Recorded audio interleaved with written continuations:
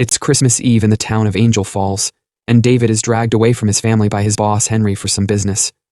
Henry is an ambitious businessman who wants to build a luxurious shopping mall without caring about historical landmarks, and he only needs to buy one last property to start, Roger's house. David and Henry go to see Roger to try to convince him to sell his property, but Roger refuses because the house has been in his family for generations, and he wants to leave it to his granddaugh. Say, Ra. Later, after everyone is gone, Roger hears a knock and opens the door to find a snow.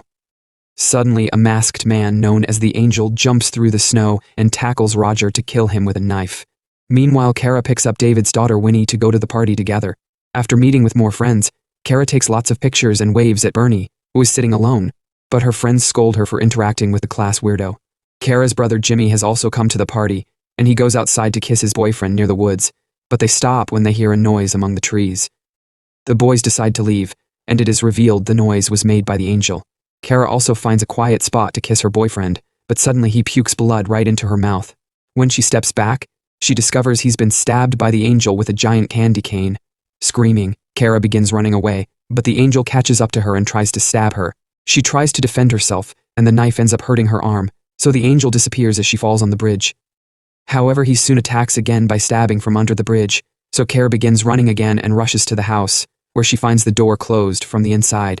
The partygoers can only stare through the door window, as the Angel appears behind her and starts to stab her repeatedly. All the teens scream and go away in panic, but Winnie rushes out to help. Sadly, it's too late. Kara is already dead and the Angel attacks Winnie next. As her camera drops and breaks, Winnie hits the Angel on the face before running into the woods. She tries hiding behind a tree, but the Angel quickly finds her and gets ready to stab her, only to suddenly be tackled by Jimmy. A fight ensues and the Angel kicks Jimmy away, so the siblings use the chance to run away.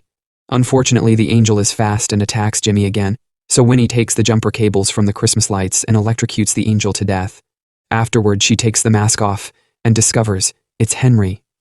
A year later, Jimmy is happily working with David, but Winnie is still grieving for Kara and dealing with the fact she killed a person.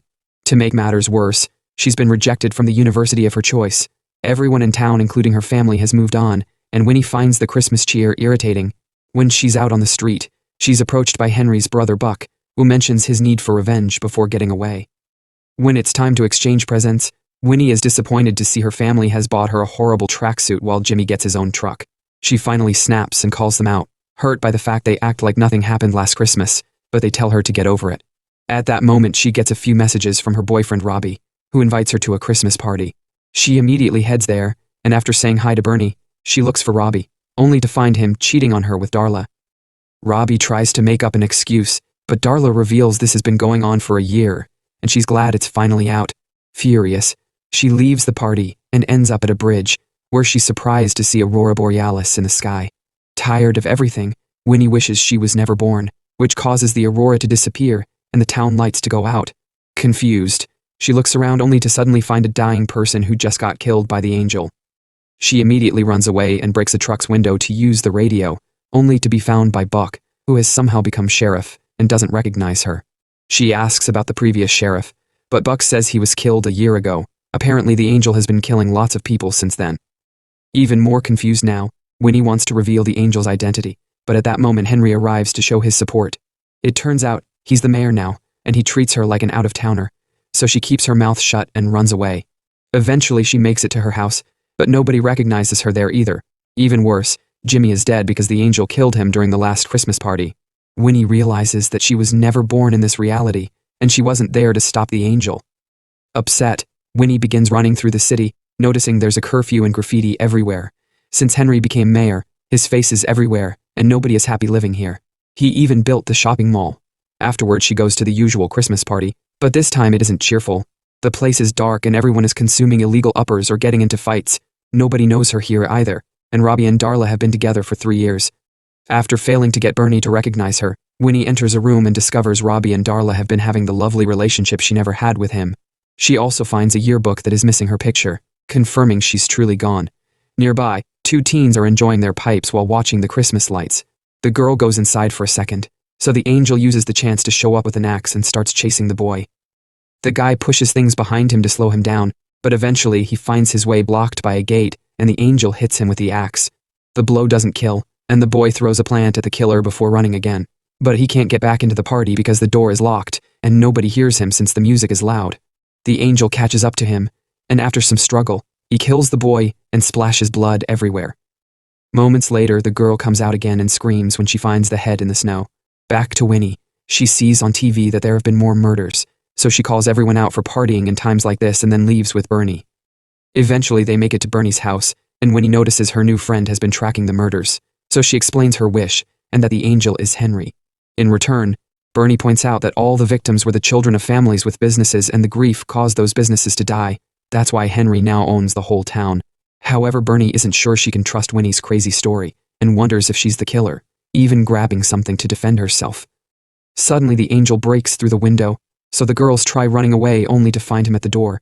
He manages to grab Winnie, but she bites his arm and pushes him against the table. Then the girls escape.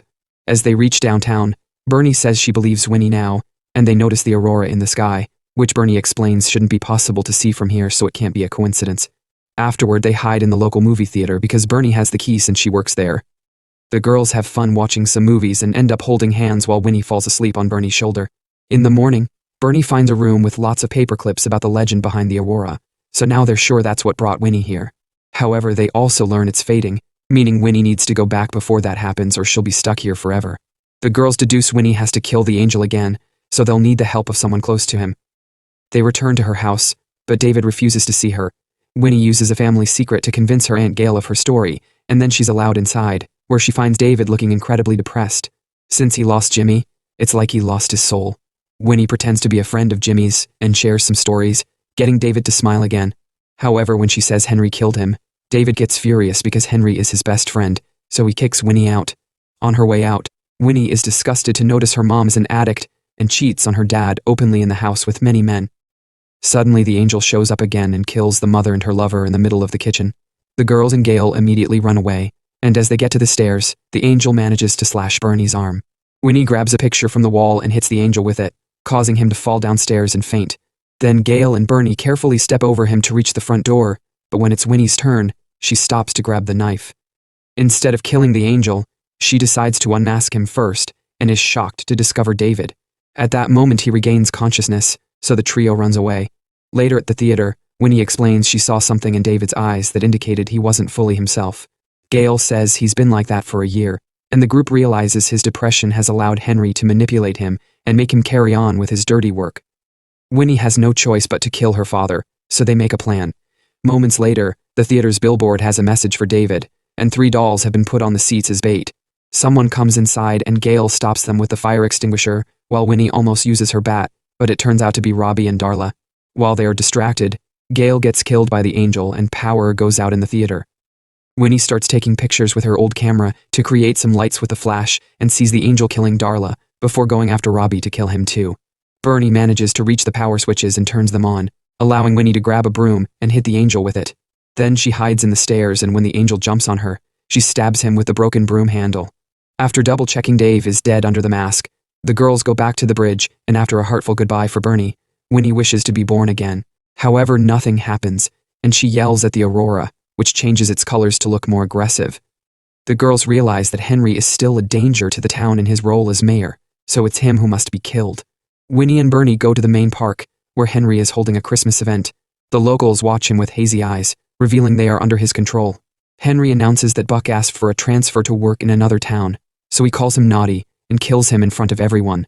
Then Buck is dressed as the angel and hanged as a decoration. Winnie tries to make people wake up to no avail, and Henry's bodyguards bring the girls to the stage, where he admits he killed Jimmy to control David and is responsible for Bernie losing her parents. The girls snap and start repeatedly punching Henry, which causes the townspeople to wake up. When Winnie kicks Henry off the stage, the townspeople jump on him, and Henry's furious girlfriend tries to attack Winnie. She quickly defends herself, and Bernie takes the knife, scaring the bodyguards away. At that moment, Henry regains control of the crowd and returns to the stage, where she tries to choke Winnie. However, Bernie stabs him and kills him for good. As the people return to normal, the aurora begins glowing brighter, and Winnie realizes she was sent here to help Bernie get her revenge. Then the girls share a kiss. When Winnie opens her eyes, she's back in her reality wearing the horrible tracksuit. She runs to see her family, and David reveals they have another present for her, a brand new camera. Winnie hugs everyone and tells them she wasn't accepted at the university, but it's okay because she belongs here.